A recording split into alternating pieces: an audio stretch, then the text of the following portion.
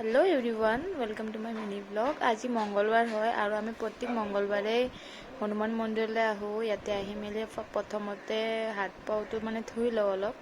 তাৰপাছত ইয়াতে আমি দুজনে চাকি জ্বলাই ল'লোঁ, ধূপ জ্বলাই ল'লোঁ, সেৱা কাঢ়ি ল'লোঁ। ইয়াতে বাহিৰতে জ্বলাইছোঁ।